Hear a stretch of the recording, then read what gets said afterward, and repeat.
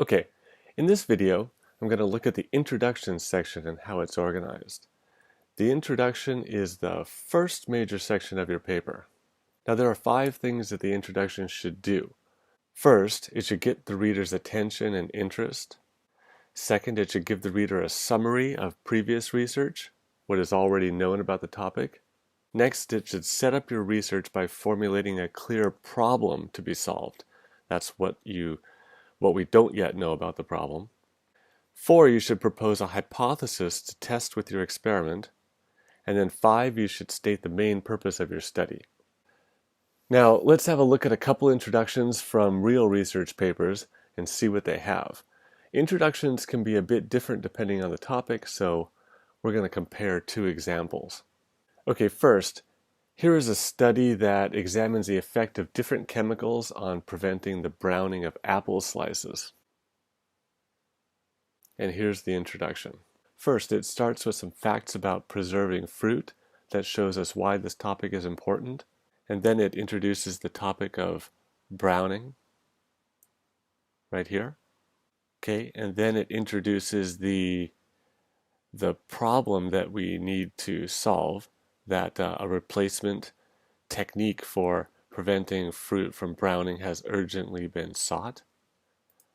Next, it reviews previous research that shows what kind of chemicals prevent browning. Okay, now we get to the problem that this paper is going to address. Okay, right here, that most of the reported activities are measured individually at different conditions. Okay, and right here, this is the main problem that this study is going to try to address. The overall relative inhibitory activity of individual compounds is not clear. And then we have the main purpose of the study here.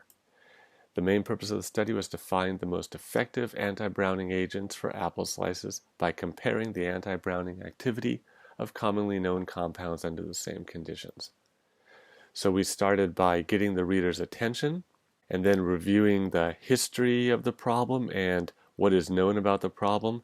Then we get into what we don't know. And then finally, they have the statement of the purpose of this research. Now you notice this introduction does not have a hypothesis because they don't really know which chemical is gonna stop browning the most. They just have a lot of evidence that different chemicals do, and they're going to compare them. So depending on the study, sometimes you won't be able to state a hypothesis. That's why introductions are sometimes different. Okay. Next, let's look at this paper about referees being the reason that athletes who wear red win more. Now, in this case, the introduction starts directly with background information about the research, about previous research. So it doesn't have anything to get the reader's attention like the Apple paper did. And this whole first paragraph is reviewing what we already know about wearing red sports attire has a positive impact, and what are the reasons that other people have suggested that this happens. Okay, so that's the review of of what we already know. Then we get to this part. We disagree with both interpretations. This is kind of the hypothesis of the paper, but it's also explaining the problem. It's explaining that they don't think that these reasons are true. After that, they explain the reasoning behind it. Why do they think this hypothesis is true?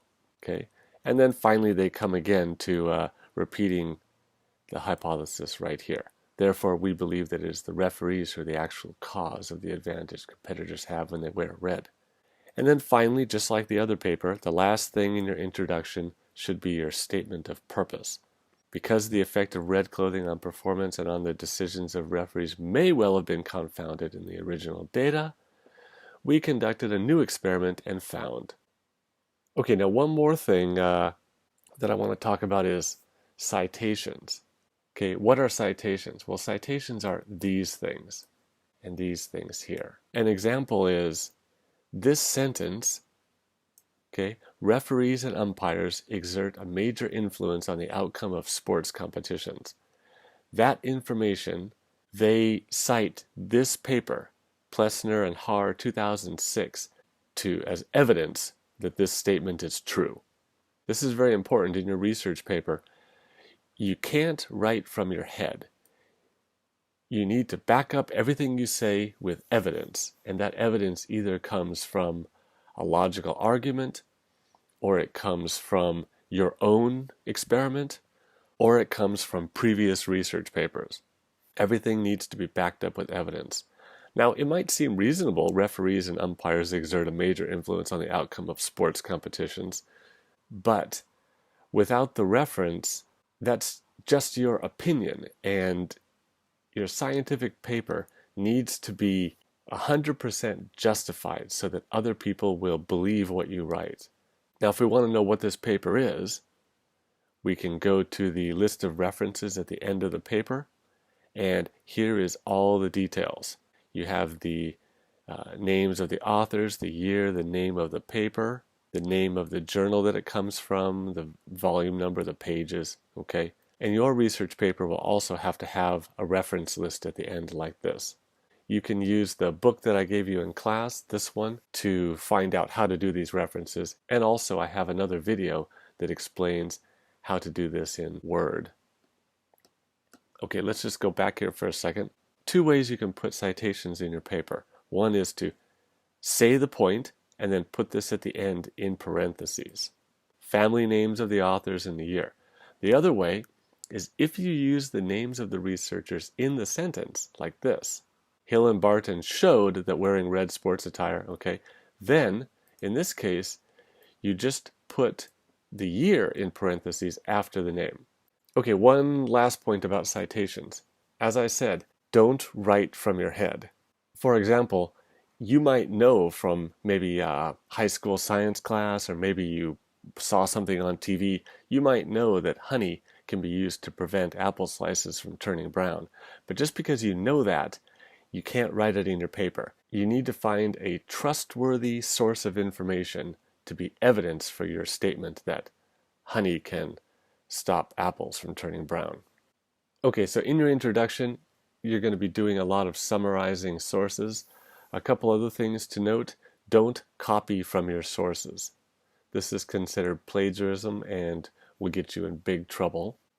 Okay, don't copy more than, let's say, 3 words in a row. You have to change what's written in the sources into your own words, your own way to explain it.